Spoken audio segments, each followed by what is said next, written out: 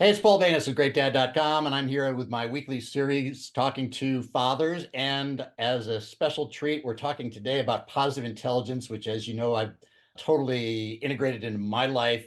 And I've got another positive intelligence coach here today, Colin Thompson, who has a son who's 4 years old. And I think he's going to tell us a little bit how positive intelligence got him through the terrible twos.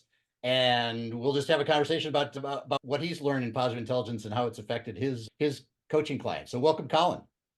Hey, Paul, the funny thing is, when I was a young father, well, I've never been a young father, I'm an old guy, but when I was a father for the first year or two, my mind was absolutely my worst enemy when it came to raising my son.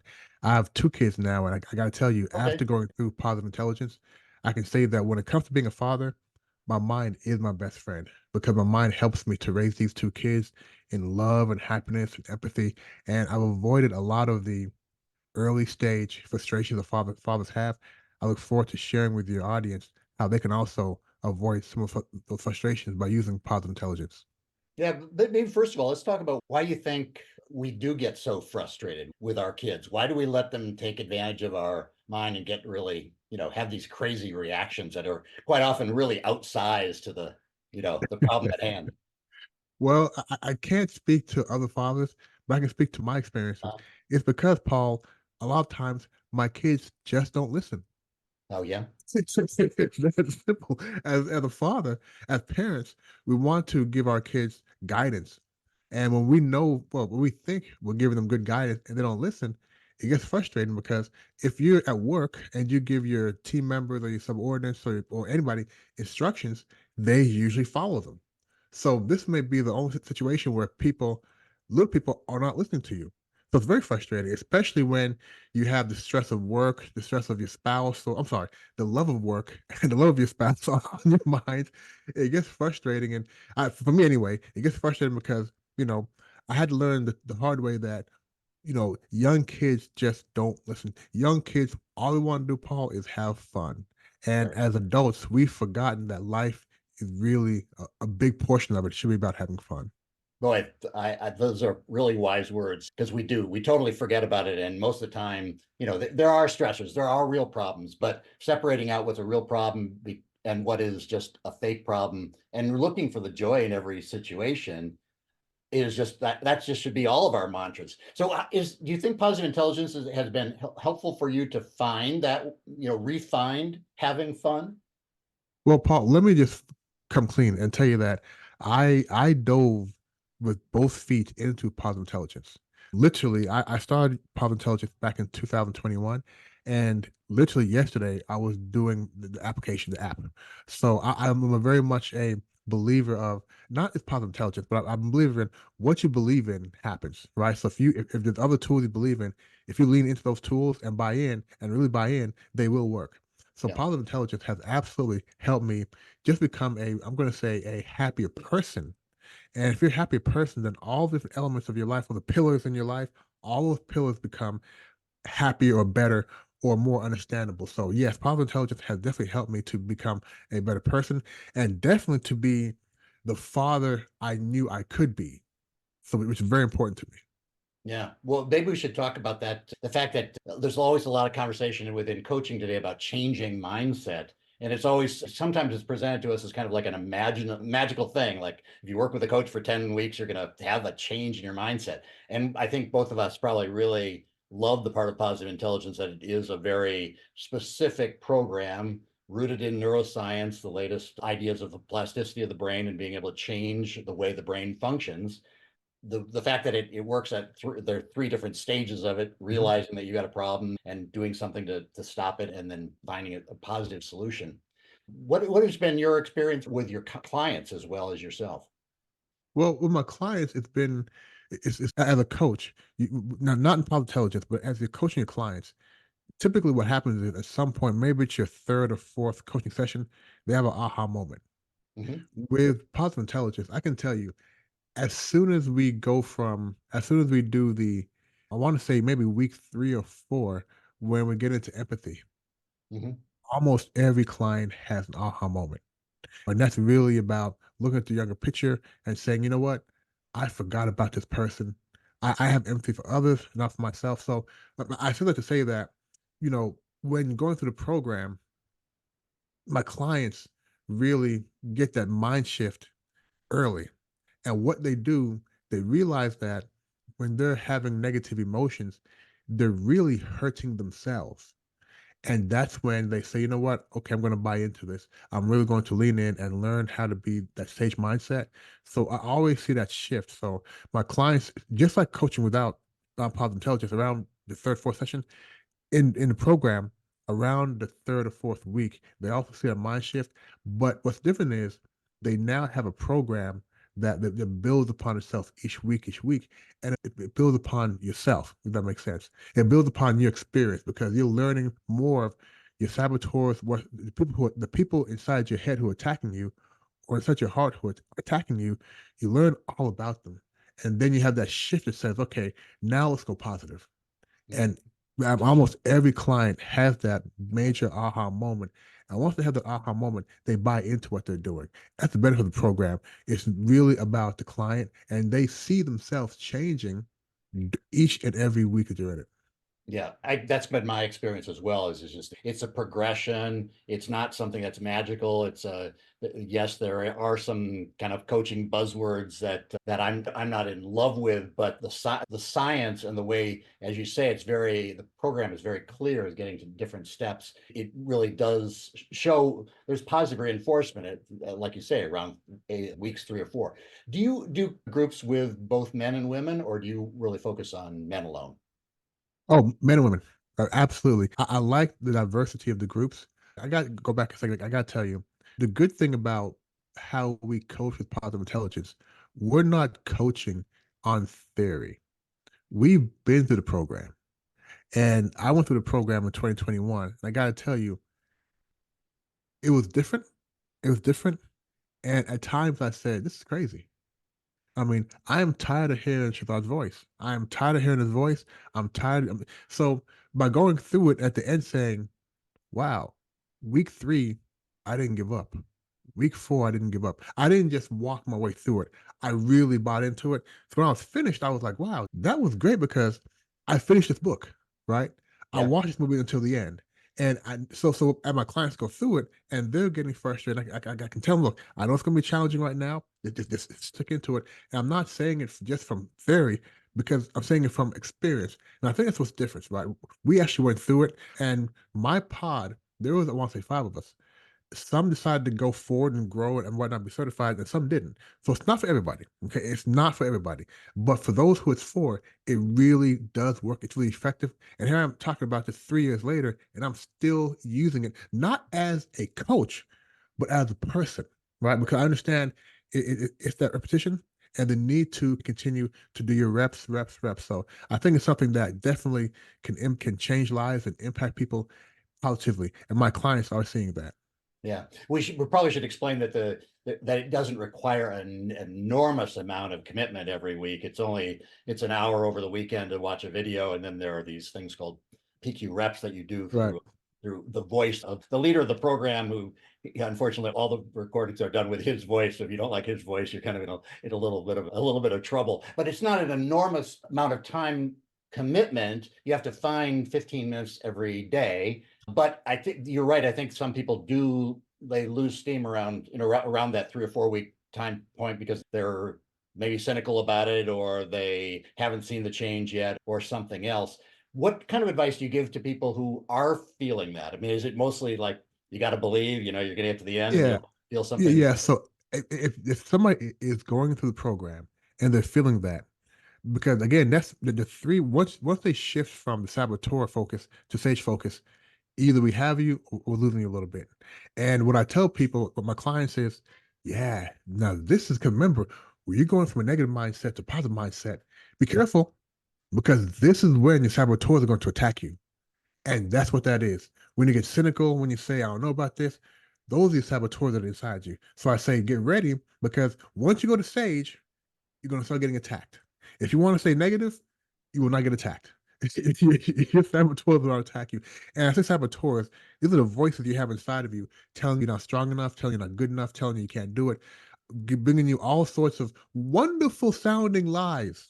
It sounds so wonderful. But that is when you start having doubt, that's when they're really attacking you because they feel threatened.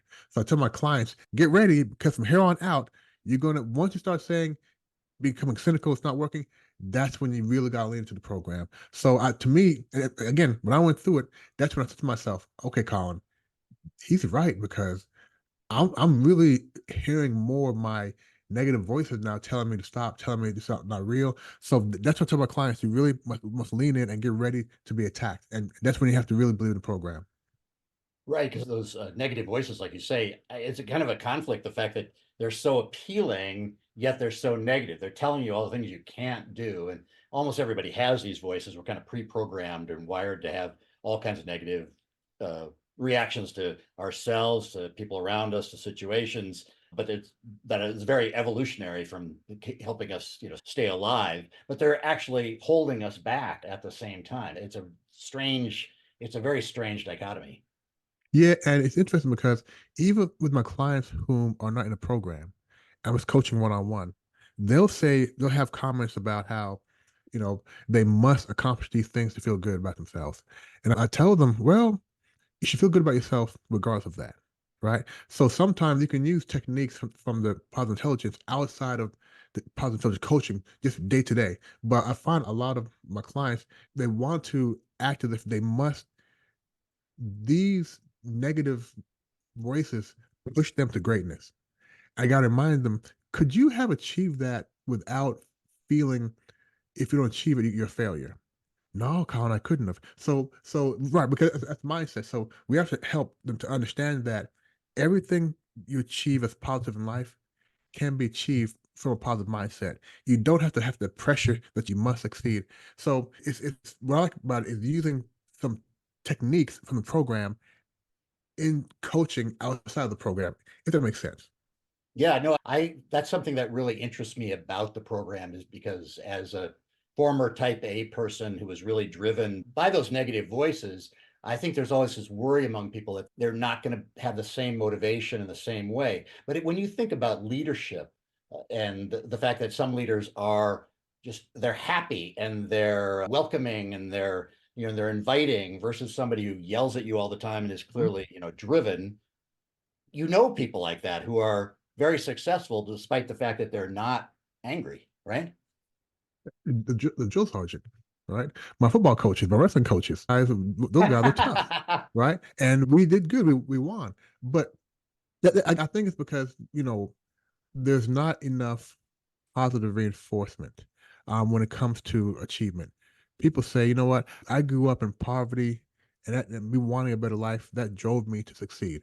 Even if you go back to, some of the people whom apparently have made it in life, right?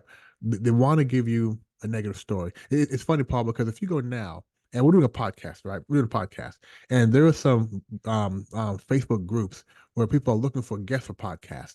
And I always say to myself, wow, it seems that you must have a sad story. You Oh, must be right. coming from somewhere negative and have overcome something, right? As opposed to, I had a great life. It was good. Nobody wants to hear that. Paul, Uh, open the newspaper and you show me one really positive headline on the front page. You're not going to find that. You're not going to find it. So I think people are geared more to thinking that they need this tough experience. They need this negative, not negative mindset, but they need to be pushed in a negative, they need to overcome something to achieve something. yeah, I think that, don't you think that comes from the fact that most of the heroic stories we have are from people who overcame, and they're famous stories because, they're relatively rare. I mean, if you grew up in a nice home with parents who loved and cared for you and you were successful, hey, that's just, you had it all, you had it all from the beginning. But I mean, you've got a young son. My kids are 19 and 23 now. So Wow. I hope what I've done was correct because I did kind of more follow the idea like, be positive, teach them to be more accepting and all those, more positive qualities rather than yelling at them how they could be better every day. Now you live in China now and you must see that kind of in, I don't know if a lot of your clients are Chinese or if they're from the States or wherever, but in the classic tiger mom who really, hits her kid every day to get like better and better. Does that work, or is it better to start them So, off with good feelings? so you mean my wife? And it's funny because my wife, who is Chinese, we not have to, but she's aware of it. And before we had kids, she would see the other tiger moms and say, "I'll never be like that." Right. And now she is maybe not a tiger mom, maybe she's what do you call a baby tiger? I'm not sure what you call a baby tiger mom, because I see her going down that road and I understand it better now. If in China, it's very competitive Mhm. and children here are being pushed, and they're being pushed not because the parents want to push them, but because other parents are pushing their kids. Yes. So in order for their kids to be able to compete in school or whatever, they must also do that. It's not healthy, but but luckily I'm here. I'm here. For example, my son is 4 years old. He started school last September for the first time. Other kids go to school at 2 years old, kindergarten, 2 years old, 3 years old. I told my wife years ago, no way will our kid start school that young, because he must learn how to have fun first. And I learned that, they pass a law here saying that kids in kindergarten cannot get homework, and they cannot be taught math or spelling or anything like that. All they can do is draw, make things, and have fun. And they had to do that law because kids here at age of 3 were being taught how to read and learn in school, which is too early. I mean, so it's a lot of pressure here. So being here, the tiger moms do exist. I understand how they exist, but luckily in my household, she has the balance of if she's a tiger mom, I'm probably a koala daddy. Well, my wife is Asian American, and she fights that impulse too, because that's what she was taught. She has two very loving parents, but definitely the expectation was a lot, more hardcore than probably you and I would look at it. I'm trying to Yeah, raise kids who are more happy with themselves than happy for me. yeah, absolutely. So, do you find yourself with your 4 year? You've got a 4 year old and like a I have a 4-year-old and I have a 2-year-old daughter, Kaylee. okay, okay, And I can tell you a quick story, if you don't mind, about sure. how positive intelligence really literally saved my mindset when raising my son. And so probably 2.5 years ago, we had I would get triggered to a category 10 storm in my head Yeah. every single day. I mean, just seeing red. And the sad thing about it is it was happening with my son every single day. Now, I don't know what you call it in your house, but in my house, my wife calls it our nightly World War III. I call it Quincy's nighttime, because from 7 o'clock to 9 o'clock, my job was to get him to bed, get him showered, get him bathed in bed. So what you would see, Paul, is as he'd have that after shower energy, and as his energy went down over 2 hours, my frustrations would just go up, and he wouldn't go to sleep. And I would just leave that room very triggered. And I said to my wife one night, I don't understand why this boy can't go to sleep. Colin, a crying baby can't sleep, because I would end up yelling at him, Quincy, go to sleep. Yeah. I said, he would end up crying, and it was just bad, Paul. And what I said was, I said, you know what? I have to address this, because I don't want my son seeing his father getting so upset every night. And I realized, having empathy through the program, I'm learning that, one, I'm hurting my son, and two, I'm hurting myself. Right. So I had to really lean into the program, and I really did three things. The first one, develop empathy for the situation, my son and myself, right? Because at the time he was 2 years old. And I said, you know what? This little 2-year-old boy, all he's doing is being a 2-year-old boy. He's not doing it on purpose. Right. So, I have to have that mindset. Also, when I get upset, so what the program taught me is, with having empathy for yourself. When you get mad, imagine yourself taking a razor and and it's what's called slashing yourself all over your body. So that's what I do. So I try not to get mad at myself because I'm hurting myself. Second thing was, I visualized myself putting him to sleep and not getting upset. Now I had to visualize that a lot of times to make me not get upset. But once I was able to visualize myself taking a positive reaction, I then tried it. Didn't work right away. Didn't work right away. But in time, I was able to get through that event without getting triggered. And after I did that, it proved to me that if you really have empathy, visualize, and actualize, it does work. So now our best time is nighttime. And my Right. daughter, and I tell you what, I realized that he wasn't going through his terrible twos. He was growing through his terrific twos. And my daughter has never seen me a category 10. She's never seen me upset.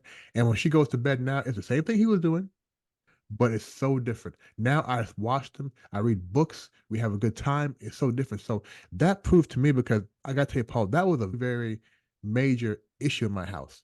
The Yeah. bed, the nighttime. Oh, And now it's the best time. Now, my older fathers, well, fathers who've been parents longer than me, they said, Carl, that's great. Homework's gonna come get you. They said, get ready for homework. Homework's gonna you better get ready for that. I haven't experienced homework yet, but I'm over the bedtime. That's the first step. well, it's really good lesson. I mean, I think positive intelligence is quite often presented to people more as a solution for their work life. Like the whole idea is mental fitness, developing mental fitness, the ability to, the resilience to kind of get through every day's challenges. But I love the fact that you noticed that in your relationship with your son. For some people, it'd be their relationship with their partner. It doesn't have to be at work because it works so effectively Mhm. at home. And the fact that you took that lesson to heart and really pointed it where you realized, you had this challenge with your son, which sounded like it must have been really hard. Did you feel guilty or bad when all these, Well, thoughts it, would it, happen? Or it's yeah. Well, I felt no. Okay, when I was getting upset each night, I felt like it was his fault oh yeah, because he's not listening. yeah, So I had to really work on it. And what I didn't really, the whole backstory, because I didn't start there. It's sort of like when you're building up your muscles. They want you to go to the gym. You're not going to bench 200 pounds, right? You start light and work your way up. So what I did, I started first with pet peeves. I said, okay, I know I can't handle a mindset for nighttime. Let me first handle a pet peeve. So in my household, really quick, my wife usually leaves the microwave door open, and it drives me crazy because I walk into the kitchen, the lights on, we're wasting money, wasting power. I would slam it shut so she heard it. I make sure I want her to know I'm mad, right? So I said, let me start here. Let me start here. And as mentioned, empathy. Let me develop empathy for my wife. So I said, let me see what happens. So one day I just watched, right? And what I found was she was in the kitchen cooking something with Quincy all over her leg, right? Grabbing on her leg. My daughter Kaylee in her arm, right? And she's cooking something.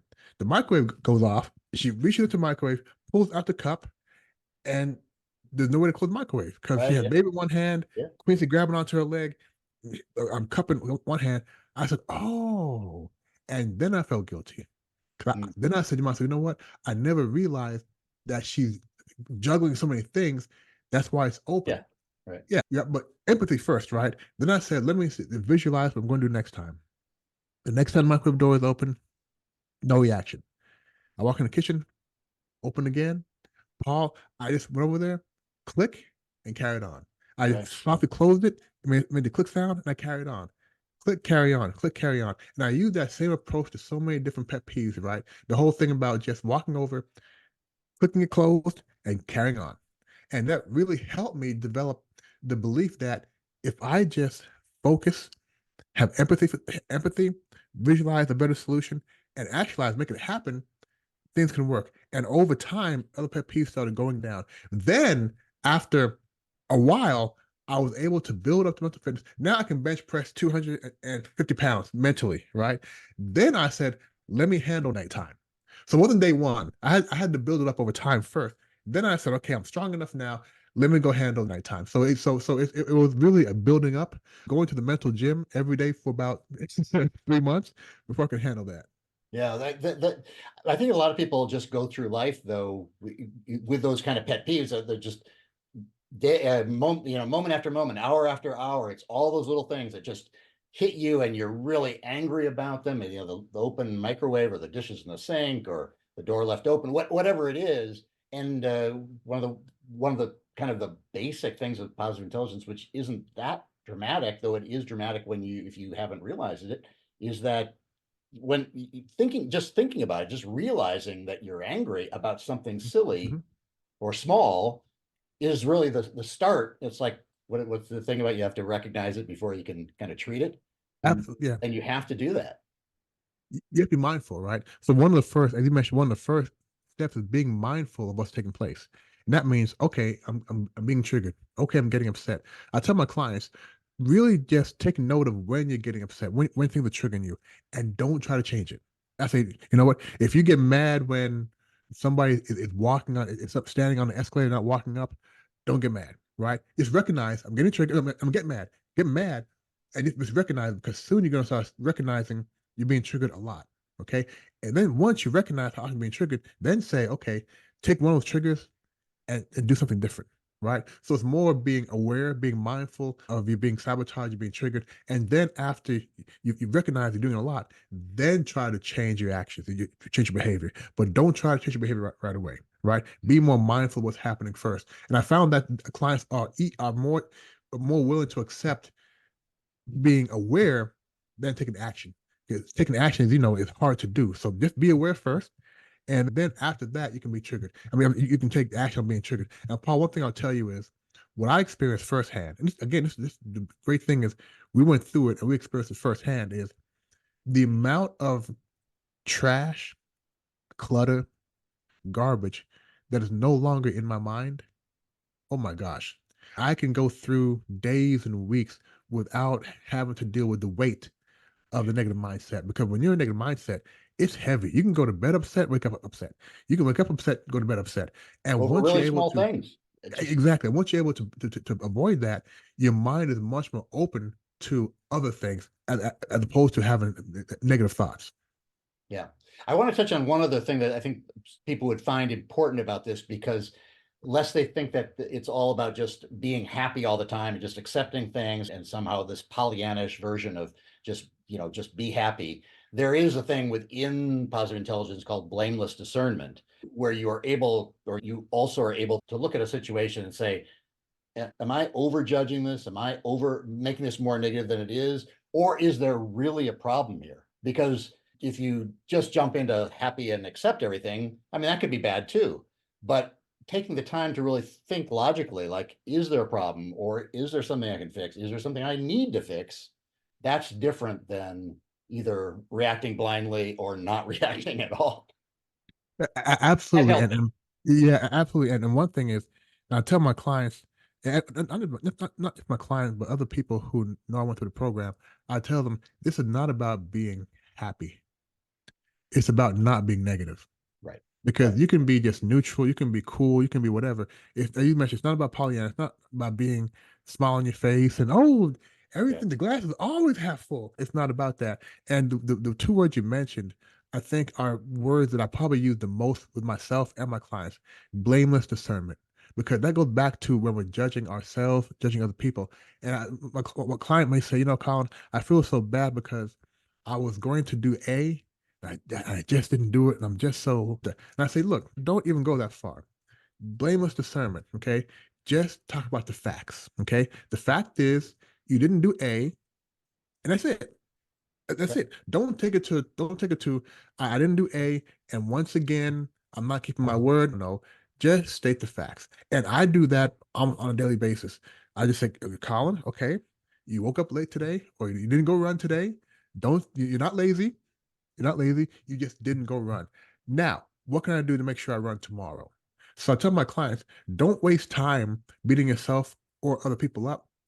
Ask yourself, what can you do to make sure you're doing what you should be doing, or you're avoiding what you experience? So that blameless discernment is very important because it's blameless. And Yeah. discernment is mean you're just stating the facts, you're stating what happened and carrying on. So it's very important that the clients understand the value of having blameless discernment. Yeah, and this program is not going to help you go on a run. I mean, it can help you not feel bad for not having gone on the run. There are other techniques to make sure you get your motivation, you get things Right. done, but without the negativity attached to it. Yeah. Yeah. And Paul, I gotta tell you, it's not easy to do as far as shifting your mindset. And mental fitness is just the ability to go through what I call the ups and downs of this crazy, hopefully long thing called life, while maintaining a positive mindset over a negative mindset. And it doesn't mean that you're always in a positive mindset.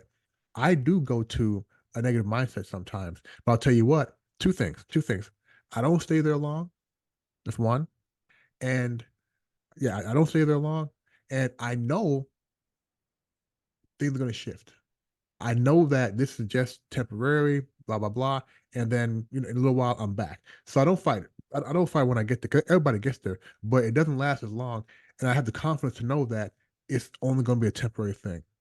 Yeah. And unfortunately, the bad news is that it's not a 6 or 7 week program that will fix you forever. It's learning a new way of being, and it starts you on a road. You're going to feel immediate reaction. Like if you start going to the gym at week 6 or 7, you're going to start feeling a lot stronger, and hopefully you're going to look a lot better and everything. But if you quit doing it, it's not gonna, it's not gonna, just stick with you. So you have to keep on working You, at it. It's not a you, panacea. Yeah. you have to keep on. And as I mentioned, I literally do it. I do parts of it every day, and when I don't do it, I can feel a difference. Mhm. So in the mornings when if I don't go through the application, do a few of the co challenges, I feel different during the day. So I can feel the impact. Now I've been very deliberate in this because my father, he, his way of raising a child was a little different. My parents argued a lot, and I don't want that. So I'm being very deliberate in making sure that I'm living a life that's calm. My Go back 10 years ago, Paul, I was a-hole. Okay. I was much more arrogant, much more, I had a quick temper, and now I don't. And it's important for me to raise my kids in an environment where they're not seeing that. I became a father at 48, a little older. Mhm. And so I experienced a little more of life. And I've seen people get mad about the same thing or get upset about the same things every year. And to me, that's no growth. So I always ask myself, if I'm getting mad about the same thing I got mad at last year, I'm not growing. So I've been very deliberate in trying to shift my mindset. And everybody can do it, but everybody won't do it. So I really just focus on either myself and my clients and say, you what, I'm being very deliberate in making sure that I'm sticking with the program. I'm making sure, I'll tell you what I do. I literally look at things as opportunities or gifts. And what I mean is, I have a colleague who I work with, and he's a button pusher. Okay. He will push your buttons. And for a long time, he would push my buttons. And I would be on a call with him, and Paul, I would yell in the call, and he would just drive me crazy. And I said, wait a second. And my wife would say, Colin, don't talk to me after those calls because I'd always come out the room You're welcome. upset. Yeah. So I said, wait a second, this is a great opportunity for me to use these times with him at the gym. And I would say when I'm on a call with him, no matter what he does or says, I will not get upset. Okay. Now I developed empathy for him and myself first, right? Saying he didn't know what he was doing. He can't control his emotions. And I don't know what's going on in his life. And with me is I shouldn't hurt myself by getting upset. And Paul, over time now, I look at situations like that as how can I develop better muscles here? So to me, situations that get me upset, that's the perfect place for me to start to develop a different outcome. And that is getting to that sage mindset where every opportunity is a gift. And literally, that's what I try to do. So now when I talk to him, I'm excited because I want to say, what new tricks does he have to get me upset? Yeah. Because he sees I don't get upset, so he tries new things, right? And I think it's great because I can see proof again that I have developed a higher level of mental fitness. Yeah. Yeah. Well, what do they say? You can't control how somebody acts, but you can control your reaction to it. I know that's like an old, it's a like, worn out saying, but But it it's is true. so true. Yeah, it's Yeah. so true because you can't control other people. Yeah, well, this has really been an interesting conversation. I always enjoy talking to other coaches who've experienced positive intelligence who are leading pods because the insights are always different and the experience is always slightly different, even though we all are using the same methodology to teach it. If somebody's interested in your doing pods or doing coaching with you, you're in China. So are all your clients in China or in Asia, or you do No, work? absolutely. Most of my clients, we do coaching now via online tools, Yeah, sure. be it Zoom or whatnot. So I'm available to coach clients as long as the time zone is manageable. And I have clients literally Africa, North America, of course, Asia, all over the globe. Okay. And how can people find how can they find you for? Yeah, www.oligye.com. Very simple. oligye.com. Okay, we'll put that in the show notes in case people are driving. Yeah. Okay, great. Well, this is about it. I do like to end these with 3 questions. One, did you have a mantra with your kids that before you learned it positive intelligence that kept you going, or during positive intelligence that kind of helped you through the more tense moments? Well, my mantra is no, not terrible twos, terrific twos. And that really helps because the kids doing the same thing. My daughter, my wife and I were talking, how's Kaylee going to be? When she was about almost 2 years old, we started seeing her shift because all babies go from that tender, wonderful to those terrible twos. And I said, honey, no matter what, Yeah. terrific twos. So our mantra is, no, not terrible twos, terrific twos. And you can apply that to several other things as well. Yeah, well, I think the parents who've kind of gone through the shift, the mind shift, and changed their reaction to the terrible twos have a lot better experience with the terrible twos than the ones who are, freaked out and who are amping up Yeah. the child at 2 years old. Okay, and then do you have any advice for young dads, maybe getting through those terrible twos? Yeah, so young dads, I mean, the first thing well, I'll say this, develop empathy. And empathy is where you really try to understand and develop compassion for yourself and your child. And before you can develop compassion for your child, you must first develop it for yourself. Understand what you're doing to yourself every time you get upset, every time you get frustrated. You're doing harm to yourself. Bottom line is. And now imagine you're doing harm to your young child. Yeah. Whether it be going to bed, whether it be homework, you have to understand what you're doing. So really think back to when you were a child, if your parents ever made you feel a certain way, and try to avoid that. So it's really first develop empathy and then visualize, sit down on your bed and visualize the same scenario, but taking a more positive outcome and more positive action, and then actualize it, make it into reality. So 3 steps: empathy, visualize, then realize. 3 steps. Yeah, and you could do that every day of a child's life. I think that a lot of dads fall into that trap of doing that at one stage and not realizing that the child is continuously evolving. So you have to do this all the time, because if they're at 2 versus 12, at 12 you have to put yourself in a totally different mindset to get that empathy and realize what they're driven by at that I've age. heard that. Yeah, I've heard yeah. that. I've heard that. I'm in the junior stage of being a father. That's what I've heard several times. Yeah, no, it's really key, and it's very appreciated by the kids if you can kind of try to, some inkling. Obviously, you're not going to be the cool dad who's like their total best pal, but the more that you can try to put yourself in their shoes and understand what their hopes and fears are, the better off your Yeah, relationship. Paul, that is so true. I have 5 siblings, and they all had their kids when they were in their 20s and 30s. So their kids now are in their like your kids, 19s, 20s, and 30. That quite frankly, and when Quincy was about terrible two, I said, you know what? I don't want to spank my child at all. Oh yeah, And my sister said, Colin, spanking is over. We don't do that anymore. And I'm like, "Well, we grew up, we got beat, right?" So, yeah, so I had to learn that being, how you raise your kids now is very much different from how we were raised. And that's okay. Because some yeah. may say, well, you know what, we're being more soft on our kids. Well, good. Be soft on your kids.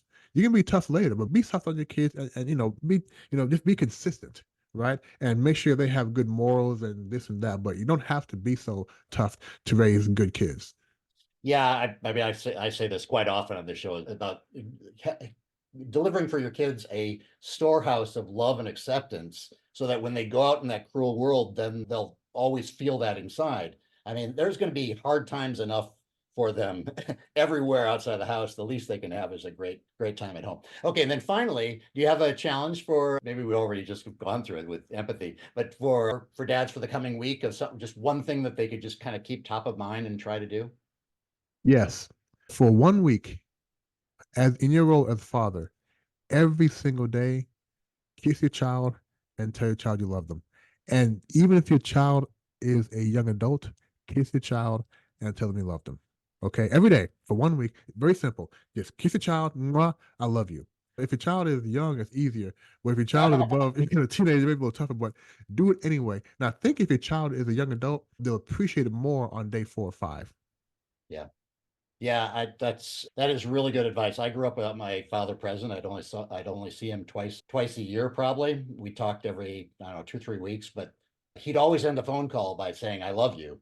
And that still is a real, important memory for me. It would have been better to have him around, obviously. And that's just a small thing, but reaffirming that is really key and not said enough to all the people yeah. Yeah.